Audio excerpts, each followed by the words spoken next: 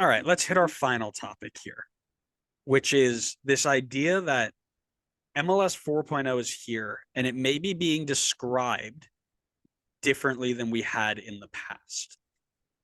Not only are we bringing in top talent from around the world, but now we're getting two different options out of it. We're either selling them on for profit, or, as recent trends are suggesting, we're signing them to new long term deals and keeping their talent in the league for longer. And there are still some issues with the roster rules preventing every player from doing this, right? Look at Chiqui Palacios in LAFC having to leave on a free. Um, as one of the big examples, the Zelarayan saga, for example. We're not advocating for no changes whatsoever because we're in such a good spot, right? But here's a list of players that have just recently signed brand new deals. Danny Bouanga in LAFC.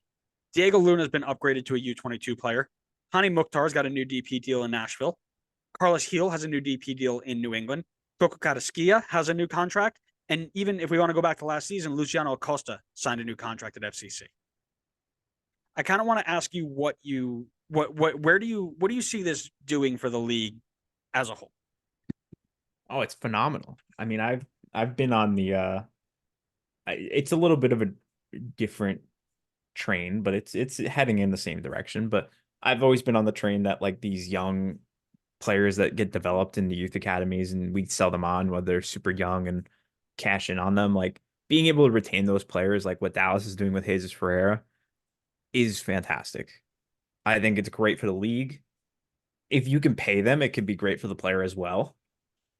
So I'm glad to see that we're doing that even for non-homegrown players, like non-academy guys. Like these are key players for the entire league. Like it's great talent that we're keeping in the league. I think that's fantastic. That's always going to be good. They're not like 36 years old Andrea Pirlo that we're re-signing in the league. Like we're re-signing Hani Mukhtar, who's like in the prime of his career. Like we're re-signing Denny Bouanga, who's also in the prime of his career. Like it's fantastic for the league, and I'm really glad that we're able to keep this talent. Whereas maybe 7 years ago, we would have seen them leaving, potentially even on a free.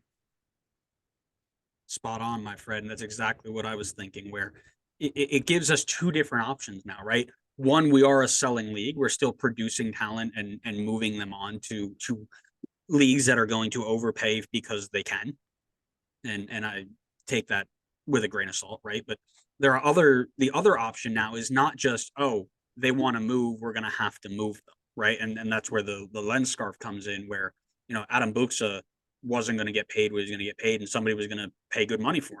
Frankowski, same thing. They were looking to create space. They had to move him on.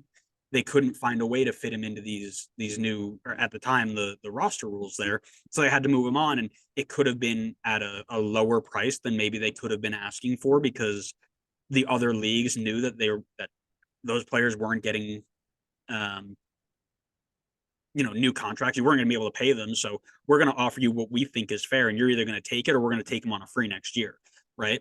This shows that we now are able to compete with good talent, and also bring, like, compete in terms of like the global market, right? Bring them into our league, and also compete with keeping them there. Everybody wants to make a move, but at the end of the day, other people, the majority of them, throw enough money their way and they'll make a good decision of sticking around. And you made a really good point about the types of players we're bringing in, and we've mentioned this before, right? It's less of the David Villa, Lampards, Pirlo's, Henri's, Zlatan, Higuain, Matt Tweedy, Kaka, Rooney. Like, those guys were great. It was so much fun to have them here.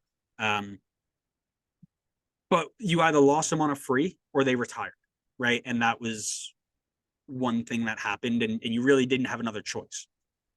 These players are coming in young, they're becoming good stars, and now you're giving them an actual option of to decide. You're either going to stick around and we're going to pay you the money that you're owed, or we're going to move you on for a fee that we think is fair, and we're going to benefit from that. And you know, I laugh about this, right? 8 years ago, you just mentioned 7 years ago. 8 years ago, I didn't Google this 8 years ago, but I Googled 2016 MLS contract extensions. Would you like to know the names of the links that popped up? Sure. Do you want to guess any? I feel like it'd be fun if If you you could give try me and a guess. team, I can maybe guess it. LA Galaxy. 2016, you 16. said, right? Yep. Oh boy. Is that one of the Dos Santos? No, good idea though. You ready for the top contract, like top Google searched responses? Sure. Giassi Zardes at Los Angeles Galaxy, re-signed to a Legend. contract extension. Legend. Darlington Nagbe and Diego Chara in Portland. Okay, that's valid. Will Trapp and Ethan Finley in Columbus. David Ousted at Vancouver. Joe Bendick in Orlando. Those were the top names that came up when you looked up contract extension 2016 MLS. Compare that now with Denny Bouanga, Hani Mukhtar, Carlos Hill, Coco Carrasquilla, Lucia Costa.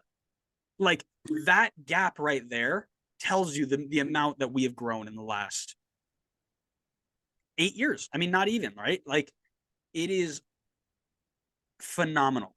And again, there's a lot of slack that these roster rules rightly deserve. And we're not here saying the roster rules are perfect. But what they've done to allow something like this to happen at a controlled and planned rate is really, really impressive. And again, Don Garber's made a lot of really bad decisions over the last couple of weeks. But stuff like this shows that not all of his decisions have been bad. So a hat tip to the people who have put this stuff in place to get us here. And I'm going to use the term safe, where we're not doing stuff like this.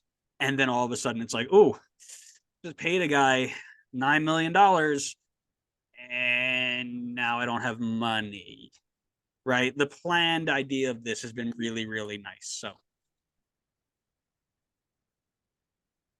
Yep. Agreed. Oh, I thought you were going to continue on there because that was. We've been going for so long. No, we haven't. Yes, we have. I'm telling you, we're gonna get the file. It's gonna be like an hour and 20 minutes. Oh my God, you act like that's the worst thing we've ever done. That's a long time. So again, I will finish this then because it's clear you don't want to talk to our fans and they just want to hear my voice, which I is don't want to fair. talk. I don't want to talk to you. I'll talk to the fans all day. I don't want to talk to you anymore. Yeah, but the I've had fans don't enough. even know you're here, do they?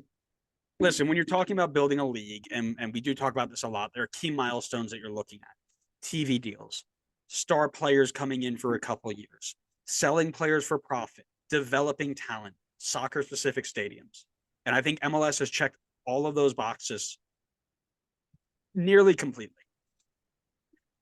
But the one that always seems to be the kick, the one that always comes back, and I'm going to use the general term, the anti-MLS crowd, after you go and show them all the growth, they're like, oh, well, all these players just show up for a few years and leave anyway. And none of them are in their prime, right? Call me when that happens. Well, now you've got and they're fair points, by the way. Now you've got players who are still in great parts of their careers. Bouanga's 29, Diego Luna's 20, Hani's 28, Carlos Hill 31, Coco Carrasquilla 25, Acosta's 29. These guys 8 years ago would have left on freeze and gone somewhere else. And we would have gotten anything out of them. Now we're able to extend and invest and grow. And great, guess what? They might leave next year. They might leave this summer. But now we have, and I hate using this in terms of players, right? But we are able to control the fee that we get for them, which helps us grow. And that's the bottom line. At the end of the day, it's a growth mindset, right? It's not oh, look at what we can do in the present. It's 5 years down the road, which is what it is, right? Again, things that can definitely change. But as we know, we're looking at it from a growth standpoint, not like why are we not like this league standpoint. And this is a great step in that direction. I'm really excited that this is becoming a trend. And I hope to see it more.